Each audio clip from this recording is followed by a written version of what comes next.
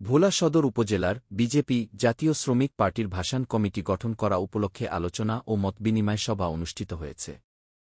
বৃহস্পতিবার সন্ধ্যায় খালপাড় এলাকায় এ সভা অনুষ্ঠিত হয়। জেলা শ্রমিক পার্টির সিনিয়র যুগ্ম আহ্বায়ক শহীদ আলমের সভাপতিত্বে রমিজ উদ্দিন হানিফের সঞ্চালনায় প্রধান অতিথি হিসেবে বক্তব্য রাখেন জেলা বিজেপির সাধারণ সম্পাদক মোতাসিম বিল্লাহ। বিশেষ অতিথি জেলা বিজেপির সাংগঠনিক সম্পাদক নুরন বিসার, সদর উপজেলা বিজেপির সাধারণ সম্পাদক আবুল বশার বুলবুল।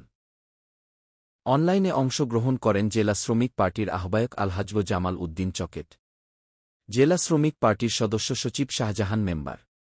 এ সময় উপস্থিত ছিলেন শ্রমিক নেতা কামাল, আলাউদ্দিন, আবু তাহের, রফিকুল ইসলাম, আব্দুল হাই, আলম চৌধুরী, জাকির, মনির হোসেন, বুলেট, বিল্লাল। এ সময় বক্তারা বলেন, ভোলার উন্নয়নের জন্য একমাত্র ব্যারিস্টার আন্দালিব রহমান পার্থ ভাইকে দরকার, তাই সকলে ঐক্যবদ্ধ হয়ে আগামী জাতীয় সংসদ নির্বাচনে পার্থ ভাইকে গরুর গাড়ি মার্কায় সকলকে ভোট দেওয়ার আহ্বান জানান।